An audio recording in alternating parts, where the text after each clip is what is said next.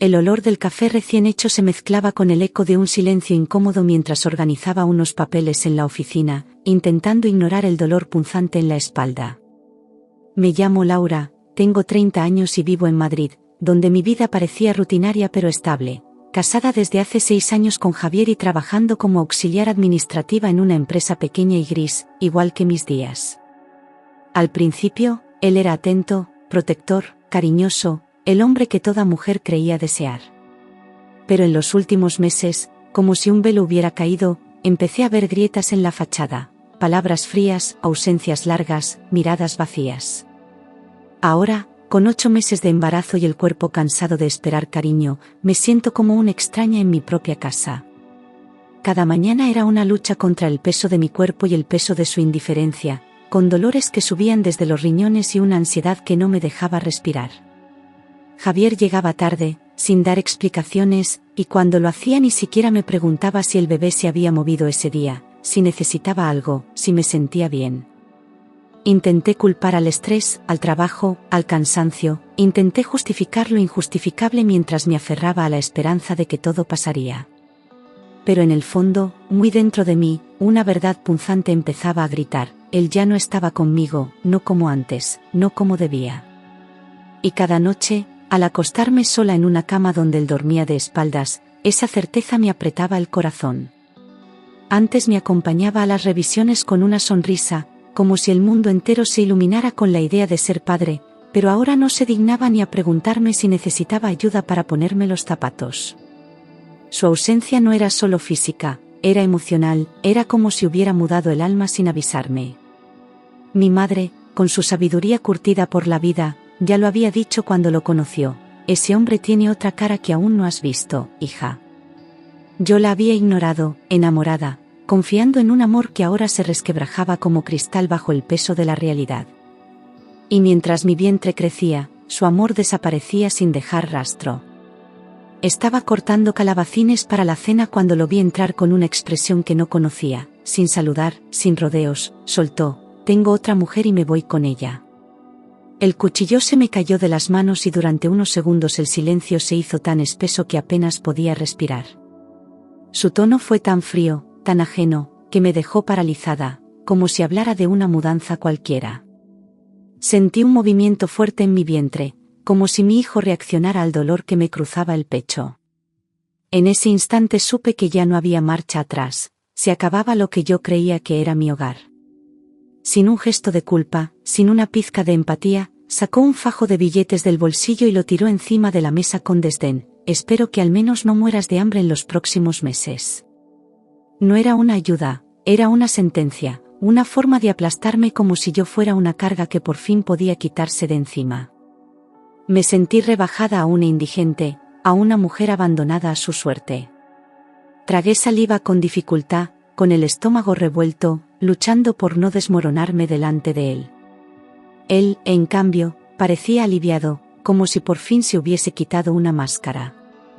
Cogió una mochila que ya tenía preparada, como si todo hubiese sido planeado al detalle, y sin mirar atrás, se dirigió a la puerta con paso firme. No hubo una última palabra, ni una mirada, ni una pizca de duda. Solo el sonido seco y violento del portazo, como un disparo que sellaba el final de una vida entera. Ese ruido quedó grabado en mi mente como una cicatriz sonora, una marca imborrable. Me quedé allí, quieta, sintiendo que el aire había salido de la casa y de mis pulmones. Me dejé caer en el sofá sin fuerzas, abrazando mi vientre como si pudiera proteger a mi hijo de la crueldad del mundo. Las lágrimas brotaron sin control, mezcladas con rabia, miedo y una soledad devastadora. Lloraba por mí, por él, por el futuro que se rompía en 1000 pedazos delante de mis ojos. En mi interior, el eco de su voz y el golpe de la puerta me perforaban el alma. Solo pensaba: ¿cómo se puede abandonar así a una mujer embarazada? Con manos temblorosas y la voz rota, marqué el número de mi madre sin saber cómo contarle lo que acababa de ocurrir. Al escuchar su voz al otro lado, me vine abajo y rompí en sollozos, tartamudeando frases inconexas. Ella guardó silencio unos segundos que se sintieron eternos, como si estuviera tragándose su propia rabia. Luego habló, firme: hija, no te derrumbes, haz que se arrepienta. Y en ese momento, entre lágrimas, sentí que aún no estaba sola. Mi madre, curtida en dolores que yo apenas imaginaba, no tardó en mostrarse práctica, como siempre. Me dijo que no lo buscara, que no le rogara, que el silencio iba a ser su peor castigo. Que vea lo que ha perdido, pero sin que tú lo digas. No merece ni una lágrima más, sentenció con esa frialdad protectora que solo tienen las madres fuertes. Y aunque mi corazón aún quería entender el porqué, mi razón empezó a construir un muro. Ella tenía razón, lo peor que podía hacerle era desaparecer de su campo de control. Esa noche, el sueño no me visitó ni un segundo, cada vez que cerraba los ojos veía la escena repetirse como un bucle cruel. El fajo de billetes cayendo, su espalda alejándose, el golpe de la puerta, y su frialdad me martillaban la cabeza. Me invadía una rabia densa, un deseo de gritar, de romper algo, de no haber sido tan ingenua. Pero también sentí algo nuevo, como un fuego que nacía en mis entrañas, no iba a dejar que me destruyera. No esa versión de mí, no esa Laura débil que él esperaba encontrar. Apenas amanecía cuando sonó el timbre. Era Carmen, mi vecina del cuarto, que me miró con ojos de madre y sin decir nada me tendió un plato caliente de lentejas. He oído cosas, ¿puedo quedarme contigo un rato?, dijo con suavidad. La dejé pasar y, al sentarse a mi lado, me acarició el brazo como si supiera que cualquier palabra podía romperme. Su presencia fue un bálsamo, un recordatorio silencioso de que aún quedaban personas buenas. Las paredes en los bloques de Madrid son finas, y la vida se escucha más de lo que se ve. En pocas horas, todo el edificio supo que Javier se había ido con otra, dejando a su mujer embarazada como si fuera basura. No hizo falta que yo contara nada, bastaron el ruido, el silencio posterior y la expresión con la que salí a tirar la basura esa mañana. En los pasillos se respiraba tensión, comentarios susurrados y miradas largas. El barrio, como una familia extendida, ya había elegido su bando. Apenas 2 días después, varios vecinos vieron a Javier saliendo del portal con una mujer joven, desconocida para todos. No les hizo falta preguntar quién era, la amante ya tenía cara y cuerpo. Al cruzarse con ellos, lo saludó con una sonrisa incómoda, pero nadie le devolvió el gesto. Uno de los vecinos más veteranos, sin miedo ni filtro, le soltó alto y claro: dejar a tu mujer embarazada, vergüenza debería darte. Javier bajó la mirada, y por primera vez, pareció afectado por el juicio público. Siempre supo cuidar su imagen, siempre obsesionado con lo que la gente pensaba de él, y ahora sentía que todo se le escapaba de las manos. Lo conocía bien, su ego era tan frágil como grande, y no soportaba sentirse señalado. Saber que su nombre estaba en boca de todos lo consumía por dentro, aunque fingiera indiferencia. La humillación no venía de mí, sino del reflejo que ahora le devolvía el barrio. Ya no era el buen marido, ahora era el traidor cobarde que había huido de su propio hijo. Me mantuve firme en mi decisión, no lo llamé, no lo busqué, no respondía nada. El teléfono vibraba, pero lo ignoraba con una frialdad que me sorprendía a mí misma. Si él esperaba verme suplicando, iba a recibir todo lo contrario. Recordé las palabras de mi madre y me aferré a ellas como un escudo: el silencio será tu castigo. Cada minuto sin contacto era una victoria silenciosa, mía y de mi hijo. Esa misma tarde, mientras doblaba la ropa del bebé, llegó un WhatsApp de un número desconocido. Al abrirlo, me encontré con un mensaje venenoso: ahora Javier está conmigo. Quédate con tu barriga y tus lágrimas. Me temblaron las manos, no por tristeza, sino por la crueldad innecesaria que contenían esas palabras. Era ella, regodeándose en mi dolor como si hubiera ganado algo. Lo leí una vez, y luego, sin responder, lo guardé. Sabía que no debía rebajarme a su nivel, pero tampoco podía dejar pasar esa prueba. Tomé una captura de pantalla y la guardé, sin saber aún para qué, pero con la certeza de que podría ser útil. No respondí nada, porque entendí que el silencio también la desconcertaría a ella. Quería provocarme, buscar mi reacción, y no le iba a dar ese lujo. Yo estaba herida, sí, pero no derrotada. Esa noche, mientras revisaba las redes por distracción, me encontré con una publicación que me dejó sin aliento.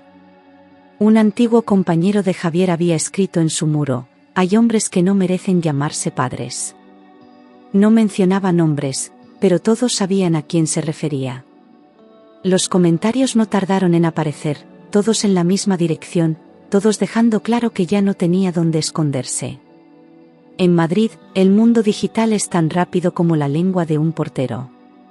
La publicación se volvió viral dentro de nuestro entorno, compartida por conocidos, excompañeros, incluso vecinos. En los grupos de WhatsApp del barrio y del trabajo se empezó a hablar del tema con nombres y apellidos. Me llegaron capturas, mensajes de apoyo, y algunos incluso me preguntaron cómo podía ayudarme. Mientras tanto, Javier empezaba a notar el frío social que tanto temía. Por primera vez, se veía como el villano de su propia historia.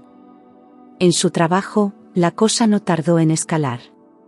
Su jefe, hombre serio y cuidadoso con la reputación de la empresa, lo llamó al despacho con gesto tenso. «No me importa tu vida privada, Javier, pero tu nombre aparece demasiado en los comentarios, y no por buenas razones», le dijo sin rodeos. Salió de allí con el rostro pálido, sabiendo que su prestigio profesional también comenzaba a resquebrajarse. Aquel despacho frío fue su primer aviso real de que había ido demasiado lejos. Ese mismo día, el teléfono sonó 2 veces con su nombre en pantalla, pero no moví un solo dedo para responder. Me quedé mirando la pantalla hasta que se apagó sola, escuchando el silencio como un himno de dignidad. Sentía que, por fin, tenía el control que nunca tuve. No necesitaba gritar, ni reclamar, ni llorar delante de él. Mi silencio lo estaba volviendo loco, y yo lo sabía. Minutos después, llegó otro mensaje, esta vez cargado de veneno: «Estás poniéndome a todo el mundo en contra. Deja de hacerte la víctima». No lo leí 2 veces, lo borré al instante. Su desesperación se disfrazaba de ira, pero yo la reconocía perfectamente. El hombre que se creía intocable ahora reaccionaba como un niño pataleando ante la pérdida. Y yo, por fin, ya no sentía miedo, sino una fuerza que nunca había conocido. Me desperté con ojeras y la espalda contracturada, pero algo dentro de mí había cambiado. Ya no esperaba que él volviera, ahora esperaba no caer. Cada hora sin contestarle, sin mirarle, sin mencionarle, era una declaración de guerra silenciosa. Preparé el desayuno sin llorar, vestí ropa cómoda, y abrí las ventanas como si quisiera ventilar todo rastro suyo. Mi madre me recordaba con firmeza: «El que se va, pierde». Y por primera vez, esa frase no dolía, sino que daba fuerza. Carmen llamó a mi puerta al mediodía, agitada y con ojos como platos. «Acabo de verlos discutiendo en la calle, Laura, delante de todo el mundo», me dijo sin rodeos. Al parecer, la mujer que estaba con él no soportaba ya las miradas, los murmullos, las indirectas. Le gritó que no pensaba cargar con un hombre señalado como cobarde por todo un barrio. Él intentó calmarla, pero ella se alejó entre insultos, dejando claro que el cuento de hadas se había acabado. La imagen de ellos dos caminando como una pareja perfecta había durado poco. La realidad había entrado como un vendaval, y lo que comenzó como una aventura emocionante para ella, se volvió una carga incómoda. La gente no perdona una traición tan evidente, y ella no quería ser la otra en cada conversación. En plena calle, lo dejó plantado con una frase que llegó a mis oídos: «Vuelve con tu vergüenza, que esto no es lo que me vendiste». Y así, la grieta se convirtió en ruptura. Esa misma tarde, mientras preparaba una infusión para calmar los nervios, el timbre sonó con insistencia. Me acerqué sin prisa, ya imaginando quién podía ser, y al mirar por la mirilla lo confirmé: era él. Javier, con la chaqueta arrugada y los ojos rojos, tocando una y otra vez. No abrí enseguida, lo dejé allí, bajo la mirada de varios vecinos que ya se asomaban por las ventanas. Él no esperaba esa frialdad. Yo sí la necesitaba. Abrí la puerta sin una palabra, sin una expresión. Él pidió hablar, con voz rota y mirada suplicante, como si su mundo estuviera desmoronándose en ese instante. Pero ya no era mi problema, ya no era mi responsabilidad salvarlo de su propio naufragio. Lo miré por unos segundos eternos y cerré la puerta con calma, sin decir nada. El silencio volvió a hablar por mí, más alto que cualquier grito. Detrás de él, en la escalera, varios vecinos observaban la escena en completo silencio. Carmen, desde el primer piso, cruzó los brazos con gesto severo, otros bajaban la cabeza, incómodos. La puerta cerrada frente a su cara se convirtió en un espectáculo, y él, que siempre cuidó tanto su apariencia, quedó reducido a un hombre vencido. Nadie intervino, nadie lo defendió. Solo se escuchaban sus pasos torpes bajando las escaleras. Javier descendía lento, como si cada peldaño pesara toneladas, con la cabeza agachada y los hombros hundidos. Ya no quedaba nada de aquel hombre seguro, altivo, que imponía su voz en cada reunión familiar.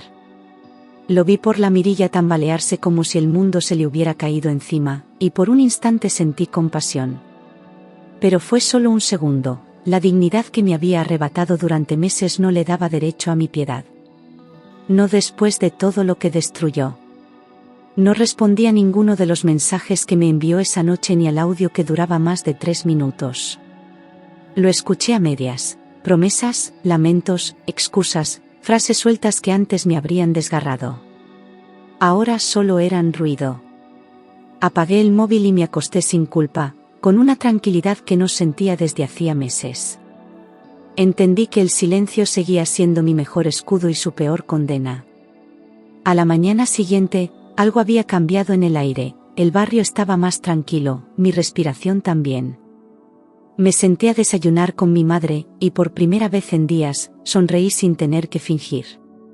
Javier no volvió a aparecer. Había desaparecido, tragado por su vergüenza o por su derrota, no lo sabía. Pero si sabía algo, yo estaba recuperando mi vida, y ya no pensaba devolverla. Él, en cambio, estaba solo. La amante se había esfumado, los vecinos le cerraban las puertas, y yo ya no existía para él. En apenas 3 días, perdió el respeto de todos y la comodidad de un hogar al que creyó que podía regresar cuando quisiera. Su imagen, esa que tanto cuidó, estaba hecha trizas. Lo que no imaginaba era que su mayor pérdida no era ni la casa, ni el hijo, ni siquiera el amor, era el poder que creyó tener sobre mí. Y eso no lo iba a recuperar jamás. Continuamos con la siguiente tanda de 10 tópicos, en la que el declive de Javier se acelera y aislado, sin amante ni aliados, empezó a hacer cálculos y a imaginar escenarios que antes ignoraba con arrogancia. Temía que yo lo denunciara, que pidiera una pensión, que lo expusiera aún más públicamente. Su miedo ya no era perderme a mí, sino perder su dinero, su imagen, su estabilidad. Lo que antes veía como un juego ahora lo asfixiaba con consecuencias reales. Por primera vez, entendía que había algo que ya no controlaba. No tardó en llegar la llamada de sus padres, gente tradicional y reservada, que ya se había enterado de todo por un primo que vivía cerca. «¿Qué has hecho, Javier? ¿Cómo has podido dejar a tu mujer así?», le dijeron sin rodeos. No buscaban excusas, querían respuestas, pero él solo repetía que las cosas se le habían ido de las manos. Su madre, especialmente, estaba devastada por los rumores. Y lo peor para él era saber que su propia familia ya no lo defendía. En medio de la conversación, su madre pronunció una frase que, según me contó Carmen después, lo dejó helado: «Hijo, me avergüenzo de ti». Ninguna mujer le había hecho tanto daño como esas 6 palabras cargadas de decepción. Toda su vida buscó esa aprobación, ese orgullo materno que ahora se deshacía como papel mojado. No supo qué decir, solo se quedó en silencio al otro lado del teléfono. Ahí fue cuando empezó a caer del todo. Esa misma tarde, regresó al portal de mi casa. Esta vez no tocó el timbre con rabia ni se plantó como si aún tuviera derecho a nada. Tenía los ojos hinchados, el rostro desencajado y los hombros vencidos. Me miró desde el rellano con una expresión que nunca había visto, la de un hombre derrotado. Y sin decir palabra, dejó que las lágrimas hablaran por él. No hubo dramatismos fingidos ni discursos teatrales, se arrodilló frente a la puerta, en silencio, como quien pide perdón al universo. Lloraba bajito, con la cabeza gacha, mientras golpeaba suavemente la madera con los nudillos. Era patético, pero real. No era el Javier que me humilló, era otro hombre, roto por dentro. Y aún así, no sentí compasión, solo justicia.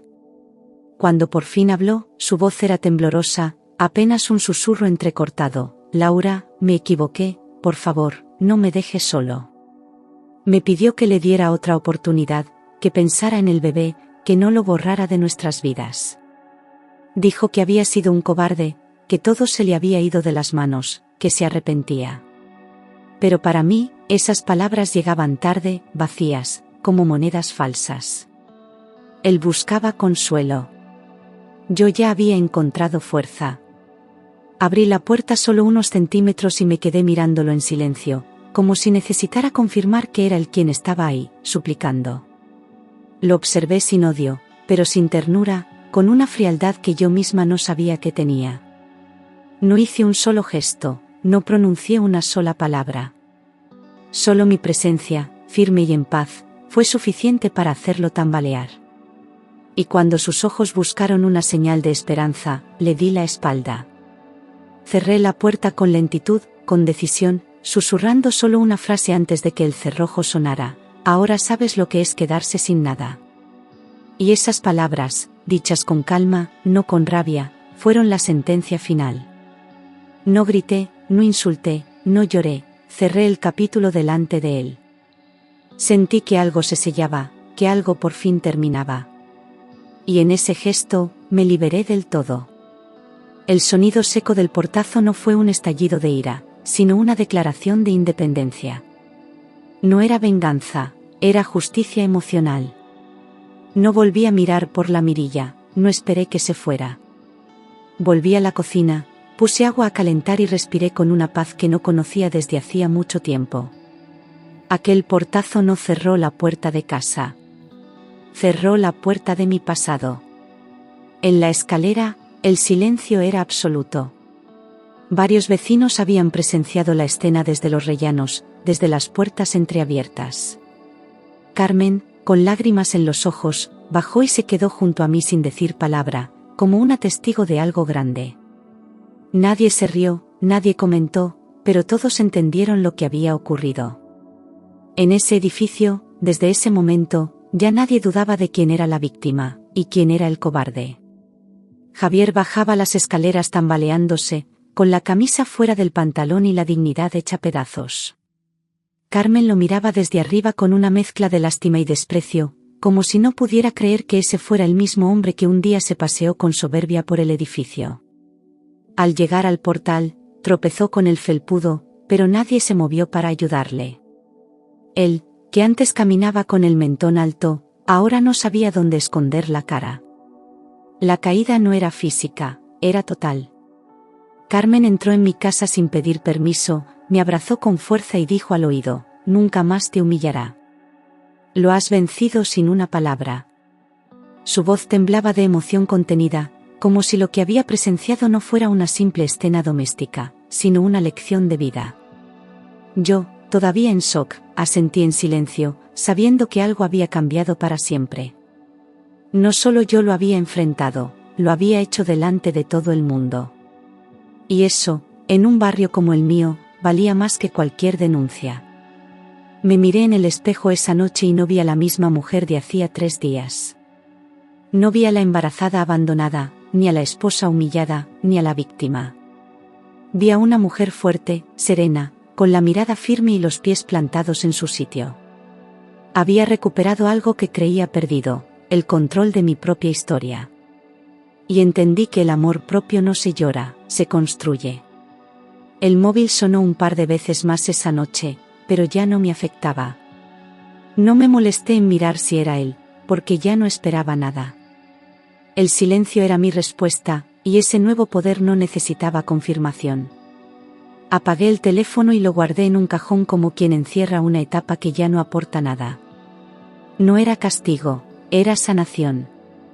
Mi madre se quedó conmigo esos días como una sombra protectora, cocinando, limpiando, revisando mis medicinas, hablándome sin juzgar. Me preparaba tés, Ponía música suave, cuando me notaba cansada, me acariciaba el pelo como cuando era niña. No decía frases heroicas, ni grandes discursos, pero su presencia era firme, estable, necesaria. Gracias a ella, el suelo bajo mis pies dejó de temblar. En silencio, me ayudaba a reconstruirme. Esa noche dormí profundamente, sin interrupciones, sin sobresaltos. No soñé con él, ni con peleas, ni con huidas. Soñé con mi hijo, con su carita redonda, con su llanto, con su olor. Y al despertar, sentí que algo se había reparado dentro de mí. Por fin, después de tanto, mi cuerpo y mi mente descansaban en la misma cama. Con el cuerpo más ligero y el alma en orden, preparé la maleta para el hospital. Pijamas, pañales, una mantita tejida por mi abuela y el primer body que usará mi hijo. No lo hice con ansiedad, ni con temor, sino con ilusión. Sabía que él llegaría a un mundo más limpio, sin mentiras, sin gritos, sin un padre que lo rechazó antes de nacer. Y eso, aunque doliera, también era una forma de amor. Miré todo lo que había pasado y no encontré vergüenza en ningún rincón. No me arrastré, no me rebajé, no mendigué amor. Aguanté, lloré, pero no me perdí. Y eso, en este mundo que tantas veces nos quiere romper, era mi mayor victoria. Podía mirar a mi hijo a los ojos sin bajar la cabeza. Aquel día, mientras organizaba los pañales en el cajón, volvió a tocar el timbre. 1, 2, 3 veces. No abrí. Ni me acerqué. Solo le mandé un mensaje corto y claro: no vuelvas más. No te quiero cerca. No te necesito. Bloqueé su número y volví a mi tarea con calma. Esa fue la última vez que lo supe en mi puerta. Con cada silencio, con cada puerta que no abrí, con cada palabra que elegí no decir, fui aprendiendo quién soy. Comprendí que hay batallas que no se ganan gritando, sino aguantando firme sin doblarse. Aprendí que no todo amor es amor, y que no todo perdón es justo. Que a veces, marcharse no es rendirse, es elegir salvarse. Y que mi hijo merecía una madre que se eligiera a sí misma primero. De Javier supe poco más, solo lo que llegó por rumores, que en el trabajo ya no era bienvenido, que la amante se esfumó como llegó, y que sus propios padres le habían cerrado la puerta. Lo que había construido durante años se desmoronó en 3 días de verdad y consecuencia. No hizo falta que yo dijera nada, el tiempo y la vergüenza hicieron el trabajo por mí. Y eso, sin rencor, fue suficiente. El hombre que creyó tenerlo todo, terminó sin nada. Los vecinos, antes distantes, empezaron a saludarme con una calidez distinta, como si me vieran con otros ojos.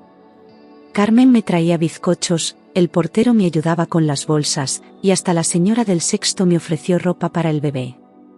No hubo lástima, hubo reconocimiento. Había hecho lo que muchas callan, y eso se respetaba. En el barrio, ya no era solo Laura, era la mujer que se hizo valer.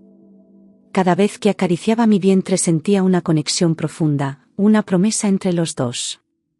Le juraba en silencio que nunca lo dejaría solo, que nunca permitiría que le faltara amor. No tendría un padre presente, pero tendría una madre entera. Fuerte, digna, capaz. Iba a nacer en un hogar donde nadie volvería a levantar la voz para herirnos.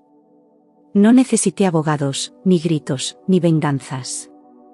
La justicia que necesitaba llegó sola, en forma de soledad para él y libertad para mí. A veces, el mayor castigo es no tener a quien culpar más que a uno mismo. Él lo vivió, y yo lo supe sin necesidad de comprobarlo. La justicia verdadera no siempre se firma en un juzgado, a veces se firma en el alma. Me volví más cuidadosa con mis palabras, más firme con mis límites, más serena en mis decisiones. Ya no era la mujer que temía quedarse sola, ahora era la que sabía estar consigo misma. Tenía cicatrices, sí, pero también una luz nueva que me nacía de dentro.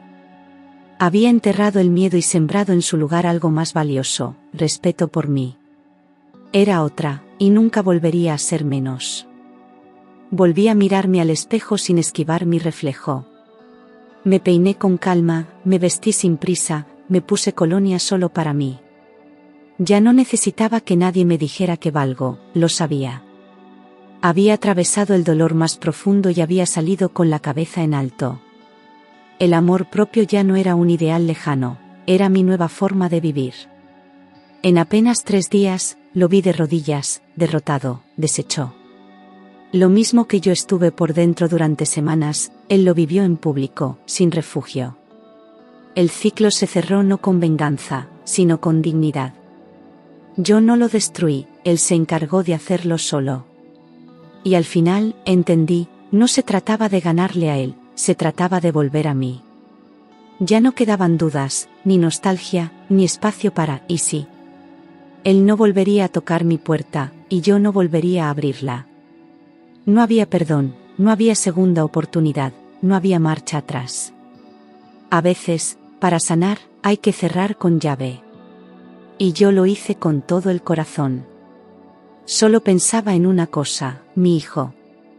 En su llanto, su sonrisa, sus primeros pasos, sus cumpleaños sin ausencias que duelen. Iba a construir una vida tranquila, luminosa, honesta. Ya no esperaba cuentos de hadas, solo una paz real. Y lo más importante, jamás volvería a permitir que nadie me quitara la voz. Nunca más. El día que rompí aguas fue una madrugada serena. Estaba sola en casa, mi madre se había ido horas antes, y yo había decidido dormir poco antes de que llegara el momento. No hubo pánico, ni caos, solo respiré hondo, cogí la maleta que ya tenía preparada y llamé a un taxi. El conductor fue amable, me abrió la puerta con cuidado y me deseó suerte. Mientras avanzábamos por las calles vacías de Madrid, sentí que estaba exactamente donde debía estar. En la sala de partos, mientras las contracciones se volvían más intensas, pensé en todo lo que había superado para llegar hasta allí. Las palabras crueles, el abandono, el portazo. Todo parecía lejano, como un capítulo cerrado. Ya no había rencor, solo ganas de conocer a ese pequeño ser que había resistido conmigo cada lágrima y cada noche en vela. Él, más que nadie, merecía un comienzo limpio. Cuando lo escuché llorar por primera vez, algo dentro de mí se rompió y se reconstruyó al mismo tiempo. Era un llanto fuerte, decidido, como si ya supiera que venía a un mundo donde se le iba a amar de verdad. Lo pusieron sobre mi pecho, y en ese instante supe que todo lo vivido había valido la pena. Su calor, su piel contra la mía, su respiración, fue mi renacer. Lo llamé Gabriel. No por casualidad, sino porque necesitaba un nombre que llevara luz. Gabriel significaba fuerza, significaba mensaje, significaba protección. Lo miré a los ojos y le prometí, en silencio, que nada ni nadie lo haría sentirse pequeño jamás. Éramos 2, pero ya no estábamos solos. Los primeros días en casa fueron un aprendizaje constante, pero también una celebración silenciosa. Cada pañal, cada biberón, cada madrugada de insomnio eran pequeñas victorias de una vida que empezaba sin sombras. Mi madre se quedaba a ratos, Carmen venía con sopa caliente, y yo sentía que, por fin, todo el dolor había sembrado algo fértil. No necesitaba a Javier. No lo echaba de menos. Y eso era libertad. Nunca volví a mencionar su nombre dentro de casa. No como castigo, sino como protección. Gabriel iba a crecer sin esa figura, pero rodeado de mujeres fuertes, de abrazos sinceros y palabras sanas.